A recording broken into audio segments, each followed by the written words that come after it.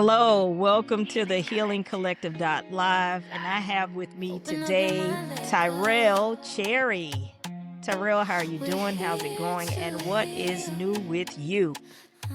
But yeah, it's been good. I just got back from a 10-day silent meditation of Vipassana. How was that? It was interesting. That was my first time doing something that extensive, Uh-huh.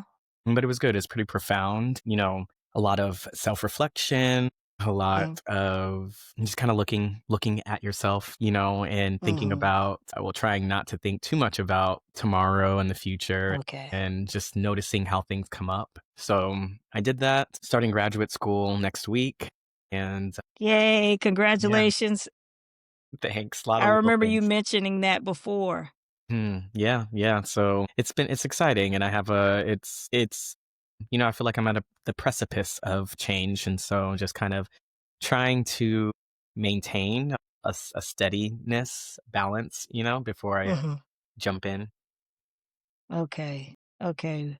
Precipice of change. Mhm. Now, somewhere I read that you consider yourself a spiritual nomad. Is Yeah, this part of that journey? You going to the silent retreats? Tell me about this spiritual nomad and what does that mean for you? yeah, 100%. I think, I am somebody that's always been curious, Mm. and I haven't really ever I would say I never really attached myself to maybe one kind of religious sect or anything like that. Mhm. If you asked me today, now I think I'm leaning more towards Buddhism and stuff like that. But Okay. as far as my spiritual path has been, it's been a very twisty, windy turn, a lot of discovering, a lot of pivoting, you know, changing my mind, asking questions and figuring things out as I go. So I think that's kind of and two, I've traveled just all over the place. So I kind Mhm. of let the wind blow and I pick my feet up and say, okay, And this go. is where we're going.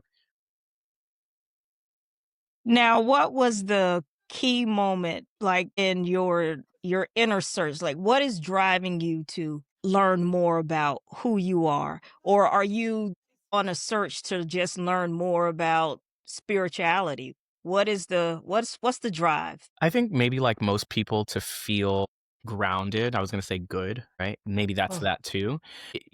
Again, it's been a twisty, windy turn. I don't know been a if there's been one instance where I just had this like awakening and was all of a sudden spiritual. It's always kind of been there. Even as a kid, I've been interested in spirituality or magic, right? And I think at that age, at a young age, that is kind of how it comes up. You're into magic, you're curious about the other side or life, right? And I never really felt secure in organized religion.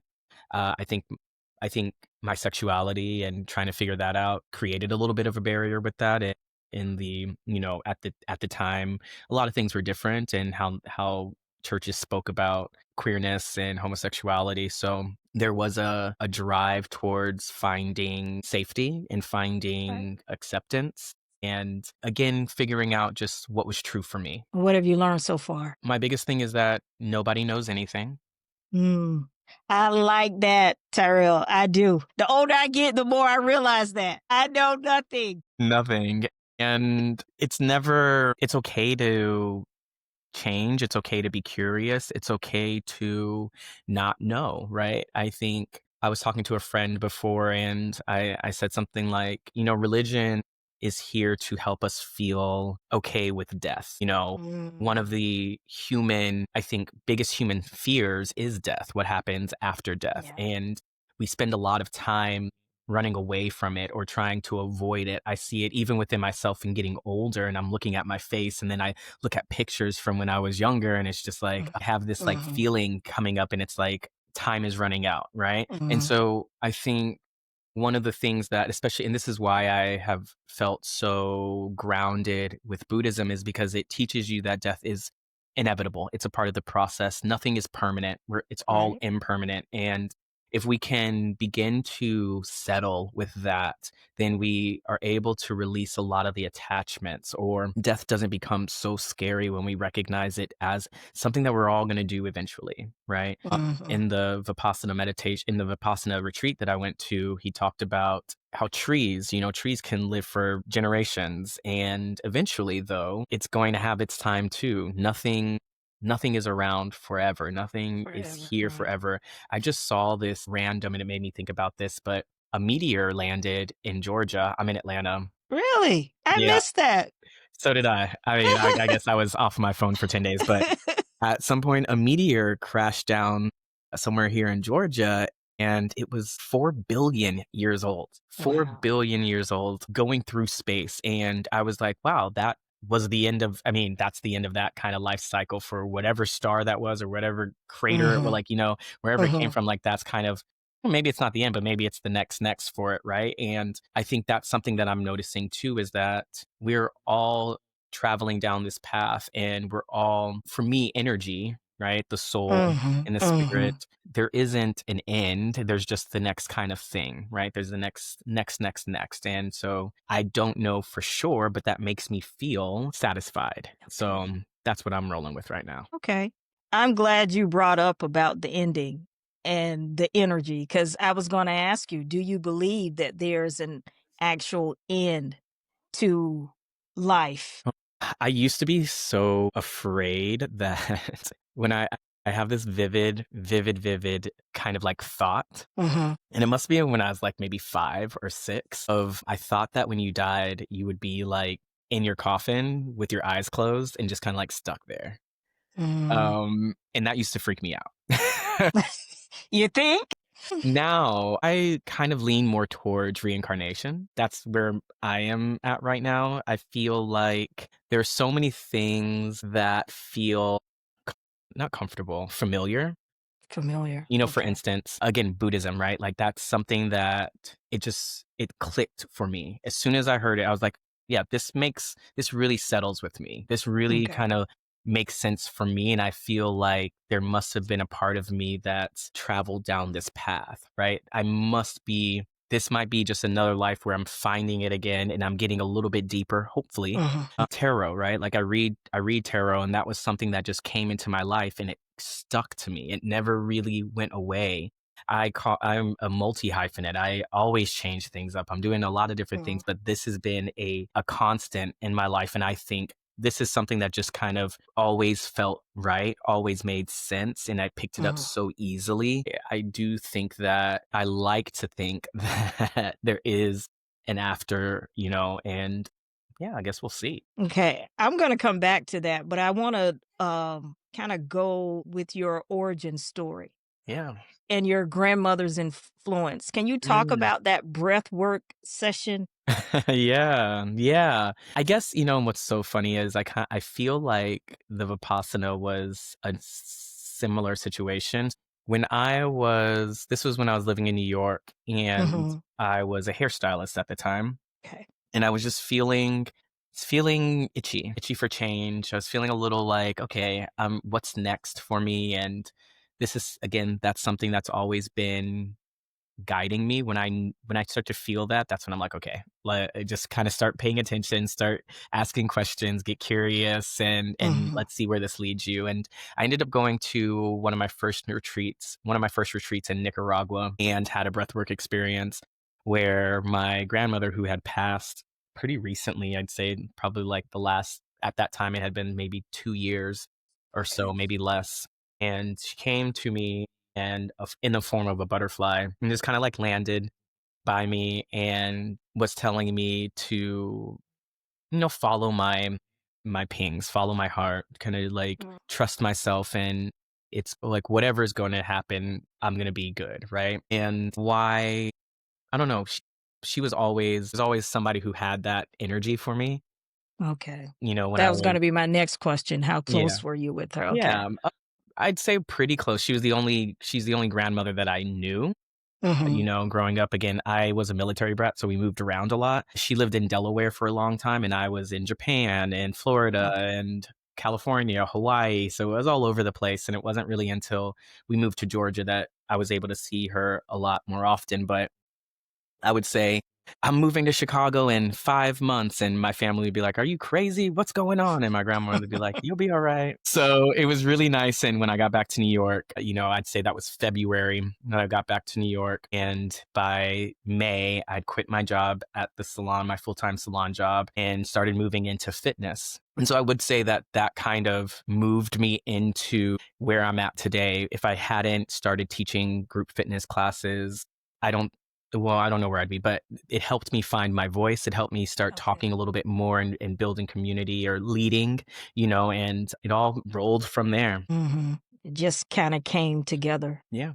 Yeah. And that's what I say. It's not about seeing the full picture. Mhm. I never thought that when I started that journey, you know, I would be here back in Georgia. I never had that idea, but I never thought that I would move to California. I never thought that I would move to Australia. It never was in my mind about that. And I was very just like in the moment present. What do I want to do? How do I want to feel? And I knew that there was a deeper desire to work with people on a deeper Mhm. level. I loved doing hair and I still do it for friends. I liked the creative aspect of it. I liked being able to talk to people. And I feel like the transition or the transformation that happens in a salon can be so cathartic and beautiful. People come in and they're Mm. like, oh, Yes. my hair is this and I'm feeling like this and Yes. la, la, la, la. And then they leave and they're like, oh, I feel so great. I feel so good. It's like, thank you, thank Uh-huh. you. I've released something or I've opened something's opened up and it has this freshness. And I appreciated that. And I wanted to go deeper with people. And this is why I'm moving into, clinical mental health counseling or getting a master's degree in that. And, I kind of see myself as like a witch doctor eventually Mhm, and mhm, just kind of mhm. like helping people find their center.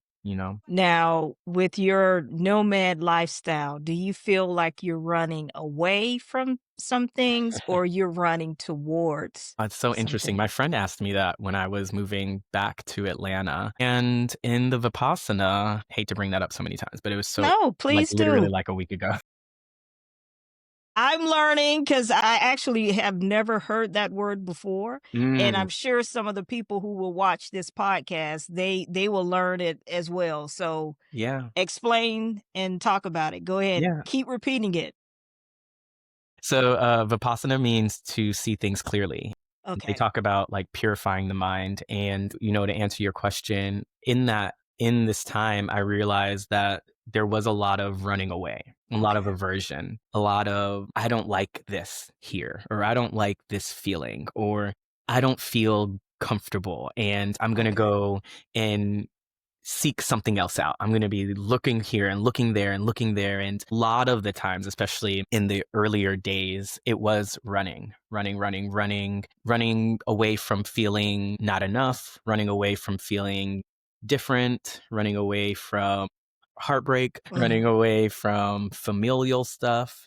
And I realized that there was a sense of when I get uncomfortable, it's easy for me to get up and go. Okay. My whole life has been packing up and going. It's not a drama for me to say, "Oh, I'm just gonna we're out." And again, growing up in the military, we moved every 2 to 4 years. I don't never really had the same school all of my whole life or anything like that. So Okay. Oh, wow. now I am in a place of what happens when I settle, what happens when I ground. It's interesting because I was looking at my astrology and they have there's like your north node and south node. And a lot of it for me is about creating roots instead of moving around. And speaking of like past lives, these nodes speak to the gifts that we bring into this next life and the challenges that we will have to work through based off of the past life, your karma or whatever. And I was a bit of a traveler and a philosopher and somebody who was probably never really tied down to anything. And so in this lifetime, it is more about creating structure and Mhm. foundation and settling, but also using my voice and being creative and tapping into more of a leadership role. So these are the challenges that I'm experiencing and just kind of working it out. Now you mentioned about setting roots. Mhm. You also shared about the sexual trauma and setting roots in silence during your Mm. childhood. Mhm. Like, Yeah. what helped you to reclaim your voice? Mm. And even not to just be focused on you, how do you how do you create the safety for your clients to do the same? Wow, I think it'll be easier to answer the latter part Okay. Okay. first, but I honestly, I bring this approach of like I've done it all. Okay. There's Mhm. no shocking me really, right? Mhm. So when a Mhm. client comes with something, I always feel like there's a mirror, right? There's a reflection here. We are in each other's spaces for a reason. And when they come with whatever they're coming with, I can hold space and with compassion. Mhm. And I honestly think again, this is a gift of mine. This is something that I'm able to tap into and it just comes naturally.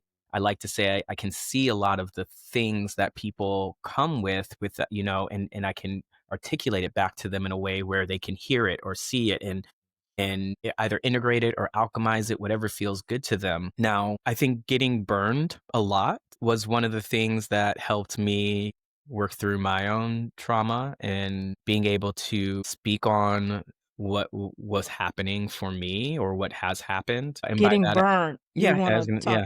by that I mean the trial and error of life, right? Mhm. The constant, I guess, looking at how my actions create the air quote problems, right? The consequences of my life, especially when it comes to sex and relationships and drugs and things like that. And what are my motivations and why is it that I keep having the same issue or why do I keep doing the same thing? What is it that the craving or the desire really is stemming from? I recognized within myself that there was a lot of neediness, a lot of I needed validation. I Mhm. needed assurance. I needed from other people, from external stuff, from relationships, in a voice that really was like not enough, right? Mhm. Now, at a young age, obviously we are conditioned and we're programmed. And at a very young age, I knew is a strong word. So at a very young age, I felt different. Okay. I was like,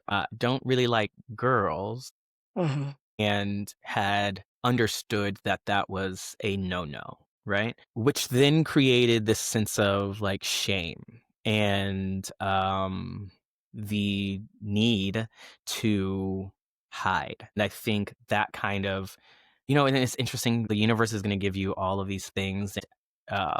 This was a very young age, and so that was happening, and there was a part of me that I don't know if you can say liked it, but there was a part of Mhm. me that felt like it was inappropriate, but I wanted to do it, right? So Okay. Okay. very confusing, very confusing. No 5-year-old should ever have any of those like experiences and conflicting emotions, and also feeling like you can't say something, right? Like you would get in trouble for saying something. So that, Was that because of the environment? Sorry to cut you yeah, off, but when you 100%. said okay.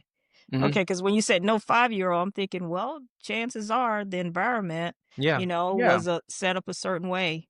yeah. So, okay. Yeah, you learn again, we need to start understanding that even kids at 5 can comprehend a lot of things, especially when it Yes. comes to society. Yes. And, they understand a lot more than we would like to imagine, and they can feel energies, and they are tapped in that kind of way. And I knew very, very early on that that was like, don't say anything, right? Like, Right. there will be consequences. And unfortunately, that feeling never went away and things exasperated to, in my teens, I had a stepfather who would like, he knew, but he would like try to out me, try to call me out, try all of these things. And so my home life felt very unsafe, right? And so I think within that created this need to maintain a certain identity, right? External identity. But it's hard because I think I've always been I've always been like social and friendly, Mm. and so you Social said, "How do you butterfly. yeah, how do you reclaim your voice?" And it's never really been an issue of like having my voice, but I do think that I did hypnosis a long time ago. I mean, I did it all. Like this is how I started getting into this, right? Because I was using it on myself. I was using hypnosis. I was using breath work. I was using meditation to understand all of these layers about me, right? And Mhm. trying to figure out what was going on, what could I do to release some of the shame or to release, like, kind of put a stop the cycle. Okay. You know, why am I Okay. attracting people who treat me like this? Or why am I doing all these things that that kind of like sabotage where I'm headed, you know, in relationships and in business and stuff like that. So that was it's been that pulling the layers back a bit by bit, really tapping in, trying to find more of that compassion and releasing a lot of the shame. And just the more that I talk about it, the more I realize a lot of us have gone through not the same but similar things. We've had these Mhm. things happen in our lives that have us feeling like we have to hide or shrink. I agree totally. Even as you were talking, I thought about when you were mentioning your youth, I thought about how a lot of us, not a lot, all of us have been programmed. And once we start tapping into our inner selves, we realize that that programming no longer fits. It just doesn't work. And so Yeah. we have to become like you have done, Tyrell, become a spiritual nomad in a sense, in that you begin to say, you know what, let me see if this works. Let me see, Yeah. because, and we, and I'm assuming that you went a lot by how you were feeling internally to say, yeah, this works. Yeah, Yeah, this absolutely. works. And Mm. that's the number one thing I think people need to recognize within themselves too. There's no universal way of healing, right? There's no one Mm, size fits all modality. And one thing that it might work for me, it might not work for you, and that's okay, right. and vice versa. And I think sometimes we get caught up in the, oh, well, this is the new fad or this is the new big thing and this should work for me and I have to like make it and happen and it becomes work, right? Mm. And that's where we get lost in, or again, it becomes less about truly seeing and understanding, and it becomes more about this performative thing and more about the I have to be perfect and I have to, and it's just a whole different monster. Now, you mentioned hypnosis. Hmm. Talk about that. That's one of Yeah. those things that I am very curious about. Yeah. And having to unlearn some of my religious teachings. Yeah, so let's talk about the Interesting. hypnosis and how that works and how it worked for you. Yeah, well, I don't think hypnosis is religious or anything, like, has Mhm, any, like, religious connotation. So, hypnosis is a modality that we could use to engage with the subconscious mind, mm, right? So, when we talk about the subconscious mind, there's this it's the deepest part of the self. It's the part of you that is always observing, but is below kind of like the conscious seeing. So, how do I okay, say this? It is, you know, sometimes we say, "How what can I do?" I for me, okay, I'll do this, like the inner child, right? So okay. we have an inner child who may feel afraid of being creative. Mm, Let's say you just have this dream of being a singer, but right. when you get on stage, you clam up, right? And you're like, "What is happening? This is I really but I have this fear." Well, that's the subconscious mind, right? Like that's the Okay. subconscious mind. There's a piece of you that's like afraid to show up. There's a part of you that's like, "When I show up like this, danger, danger, danger." Yeah. Let's say there's anger deep inside of you or something like that, and it's like you're just always reactive and you don't know what it is. Well, there's a part of you, there's a deeper part of you that isn't always at the forefront of our mind. We don't always see it. We're not walking Right. around like being able to see it, but when that trigger happens, all of a sudden it rears up. Yeah. And so with hypnosis, hypnosis is a technique to get you very, very relaxed. Yeah. Very, very relaxed so that Mhm, you can act, so that the subconscious mind can then come up to the surface and you can see clearly. You can really work with it and start to, like you said, you were talking about reprogram, mhm. reprogram the programs. Awareness is one of the first signs, right? Like awareness is the first thing that something is up. Right. Something's up. Let me look at Mhm, this. And then when we can mhm. look at it, we can start to understand, you know.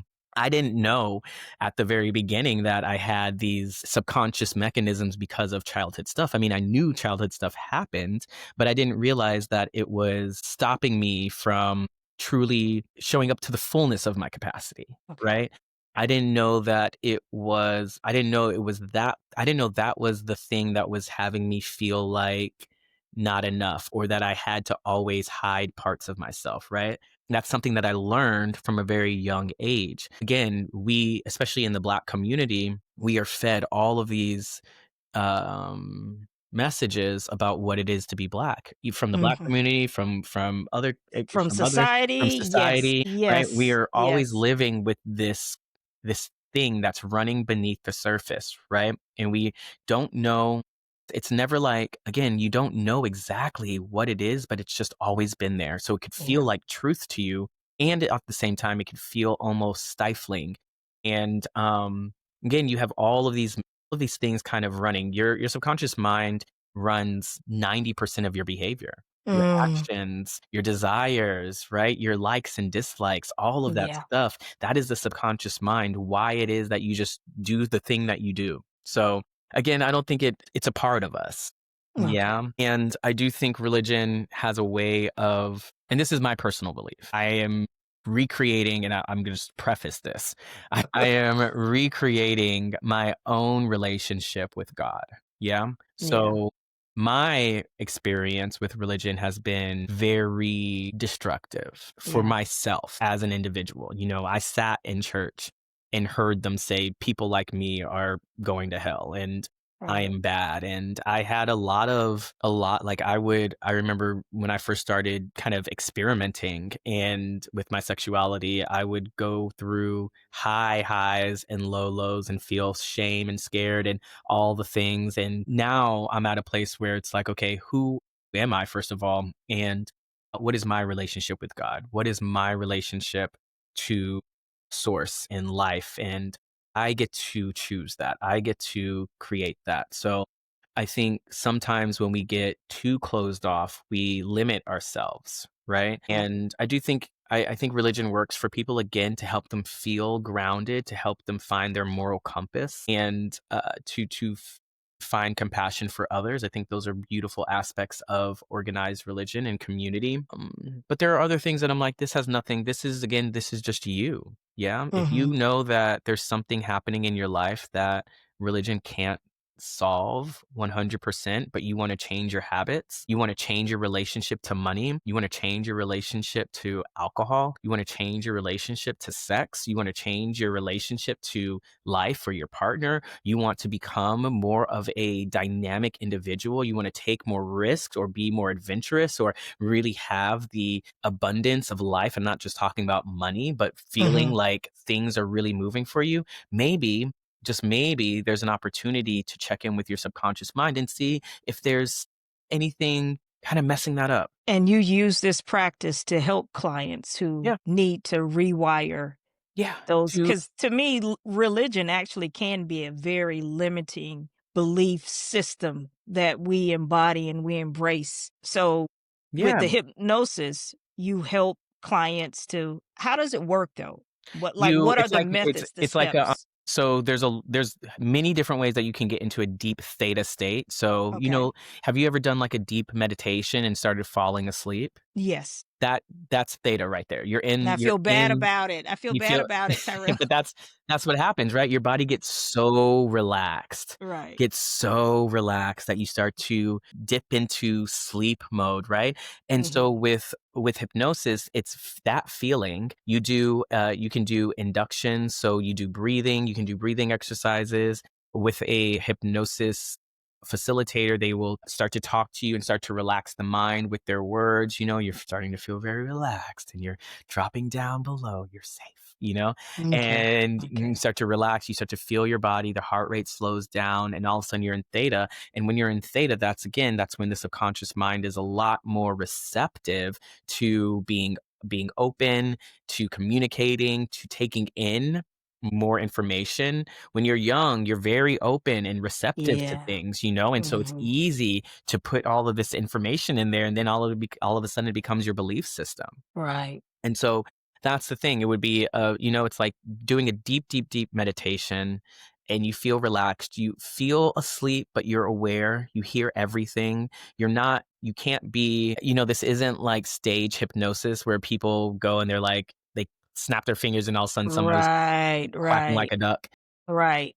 You have to want to be hypnotized. You have to be Okay. available for it to truly happen, right? So you are the one that's in control, and it's allowing yourself just to go there and to have that experience. And so, yeah, I've helped clients with smoking, just to kind of keep it at very surface level. I've helped Mhm, clients stop smoking. I've helped clients reactivate or regain that sense of clarity with creativity and showing up in mhm. that kind of way.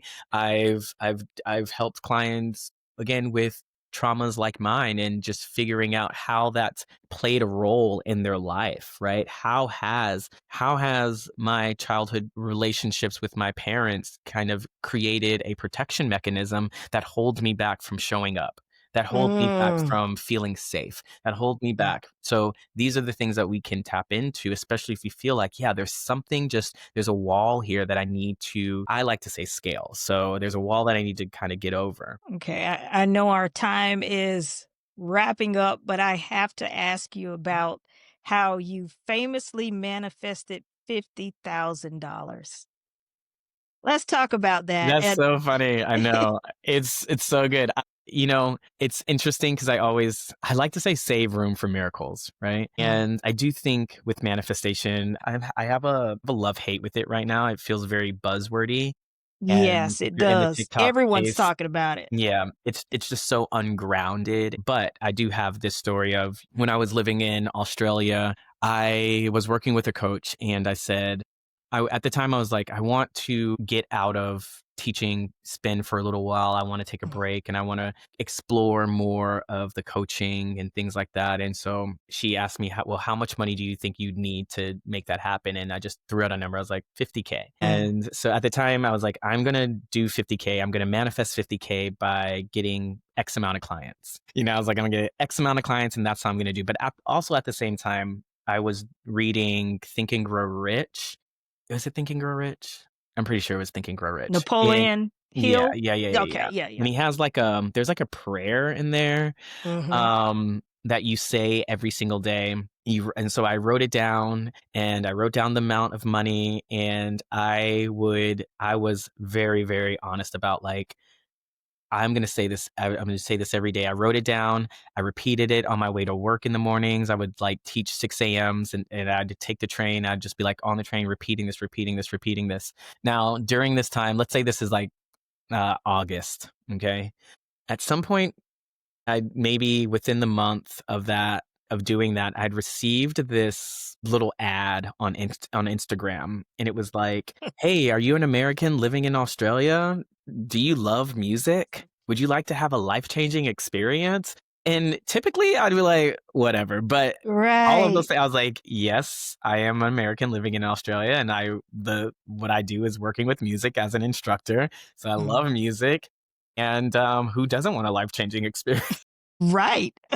And so I signed up. They were like, send us your details. And if you're selected, we'll hit you up. So just didn't even think anything about it. I put my name, email, phone number in there and like let it go. I'd say maybe a few weeks later, I get this call and it's from this TV network. And they're like, hey, do you want to be on a game show? And it was this game show called Name That Tune. And I was, You're in Australia still, right? I'm in Okay. Australia still. This is Okay. literally like, we'll say this is September, October now, that Wow. I'm starting to go through this kind of interview process. And, they get us online, they get us on a Zoom call and we play this game. They're being very secretive about what it is. And we play this game and it's like, name the music and this and that. And I was like, at first I was like, there's no way. I did terrible.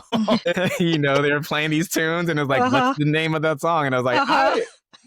I don't know. I was like, there's no way I'm getting on this show. They end up hitting me up again and they're like, hey, we're going to be Wow. filming in December and we'd love to have you on. So December comes on this show, Name That Tune. and it was fun, and I'm going against it's me and this other person, and I'm going against her, and she's like in the lead in the beginning, and something happens where I make it to the final round, and Wow. obviously it ends. I kind of lose on a song that puts me out, and I realize that everything that I had won that day was $51,000.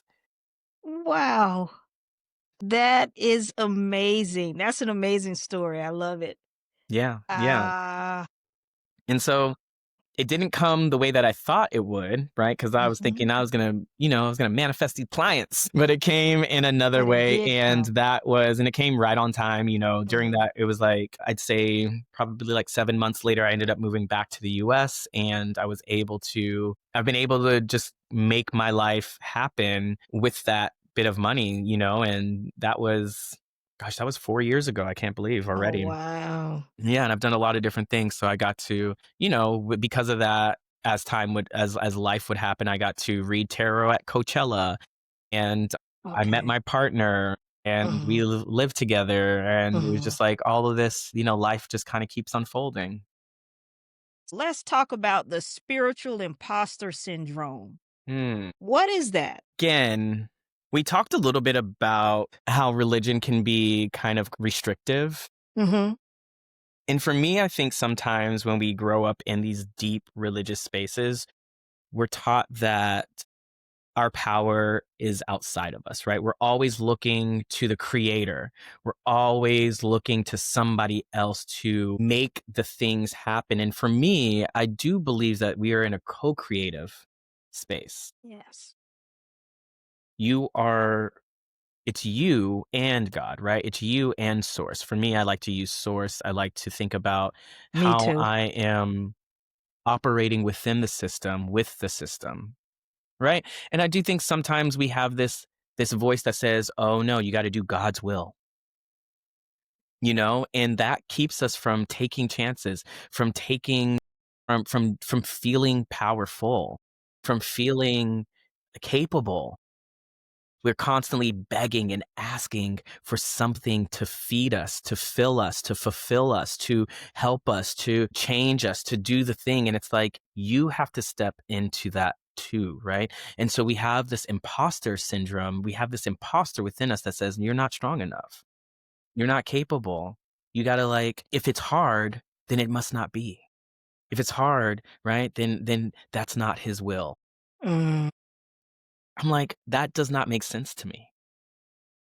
Why would we have the desire, right? Like, why would we have the will or why? I don't know. I feel like, again, there's so much nuance to life. There's so much that could happen. And I think sometimes we have to there's this sense of self trust that we need to cultivate. And again, I like this idea of what does it mean to be in a co creative relationship Mhm. instead of just a dependent relationship. So when I look at how I want to speak about, and I notice it even now, how I'm talking about religion and feeling a little hesitant because I I wish think, you wouldn't. but I think sometimes, I think that this is that thing, right? And it's like, how do I stand firm in my beliefs, right? Without feeling fearful or guilty, right? That it's going to turn somebody else off because of their belief. And how do you do it? Well, you just got to do it. That's Yeah. good. Because what's not going to work for me is saying something that feels out of alignment. What doesn't work is, I guess, editing myself, right? I would never want to come off, I would rather come off authentic. I would rather speak my truth and recognize that, hey, I'm in my lane. You can do you, but Right. I'm in my lane. And I think sometimes that is where we get caught up. It's like there's very little space for people to have their beliefs, their own beliefs. And if you want to truly create something that feels aligned and magnetic and grounded, you're going to have to figure out what works for you. And the only way you can do that is by maybe stepping off on your own and saying, hey, when I practice my power, when I practice feeling myself and saying yes to the things that I want, what happens? I like that. Especially but for me, I'm on this journey, like you mentioned about the co-creating. Mhm. and seeing God within instead of this Mhm. external savior that I have been programmed to believe exists and who I need to call on and tarry for and wait on. And but the more I have come to this place where I am seeing God within and recognize that I too am a co-creator with God, it is empowering. So thank you for Yeah. sharing that. Yeah, 100%. So good. Again, like I said in the beginning, I could be completely wrong. Mhm. Right. I We could be both could, completely wrong. Tyrell, we both could. Wrong, and some of the religious folks would say wrong and going straight to hell. We both could. But And I that's tell you, okay. Terrell, I am no longer in fear of that. And for Yeah. a large part of my life, I was. Yeah. That speaking, even speaking out about certain things that, that's going to get me sent to hell. Or Mhm. me being curious. And that's what I meant by the hypnosis. When I said the religion, no, I know it's not a religious practice, but it's frowned upon or is very well frowned upon in the religious circles that I traveled in. Well, it's So, interesting, right? Because it's like, yeah, of course that would be frowned upon because again, you have to be a follower. You have to be it's dogma. You can't question anything. You can't seek power within yourself. You can't find that. And of course it would be frowned upon because if it was there it would be very different if it wasn't. And something that's coming up for me when you talk about heaven and hell and I'm like, what I love about Buddhism too is that there isn't really this like heaven or hell, and they do talk about reincarnation and karma. And one of the things they talk about is how we are constantly creating karma in our lives. We're constantly filling up this like karmic debt, right? And there are these ways to live, like right paths to live. And if you are somebody that is constantly lying or stealing, killing, sexual depravity, and all of mhm, these things, if that is in your life, you're building up this bank of karma, this huge debt of karma.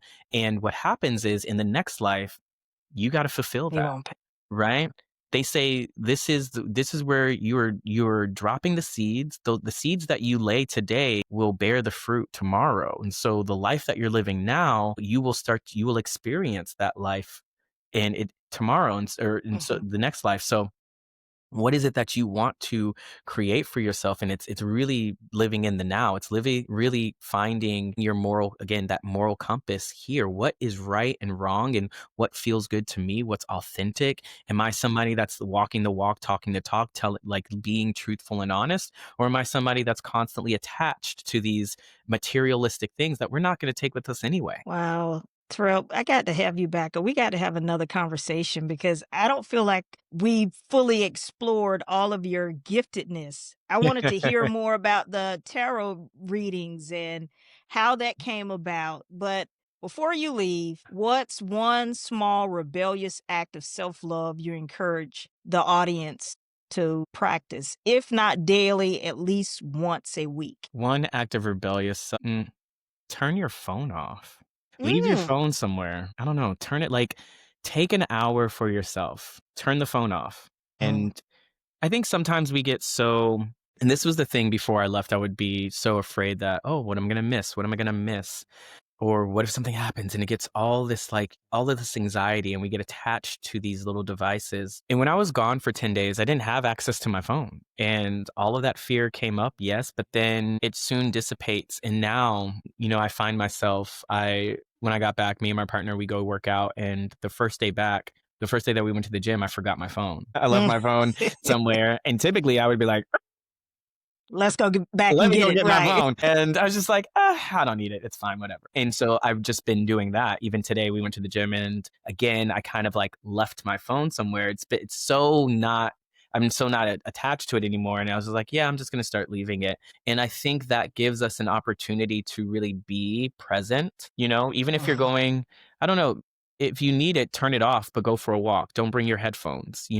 If mhm. you are meditating, turn your phone off. Go take a Yeah. bath. Leave your Mhm. phone away. Sit in silence and intentional silence and ritualistic silence. Be by yourself for a moment. And that is the most radical self-love thing I think we could do. in a time of like in now when we're so inundated with things.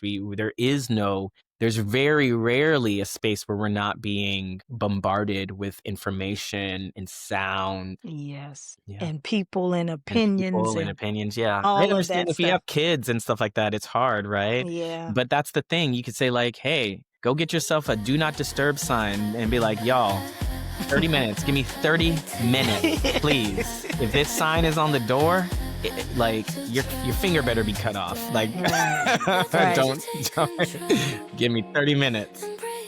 Okay. Well, thank you, Tyrell.